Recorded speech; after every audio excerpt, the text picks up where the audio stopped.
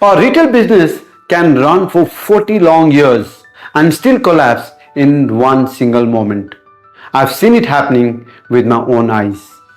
And the scary part is, it's not the competition, it's not even the situation like COVID, it's what's happening inside your store every single day. When I first came to Delhi, I got an opportunity to work in a small retail shop. That owner had been running his business for more than 20 years. But every single day was a chaos. No system, no structure, only firefighting. One day, a customer came for a product. We had it, but we couldn't find it. And we lost the customer. And that was the time I realized the retail businesses don't fail because people don't work hard. They fail because nothing is built to run business without the owner. Years later, COVID hit the entire world. And the same shop owner lost everything during the COVID. Not because of COVID, but because even after 40 years, there were no system in place.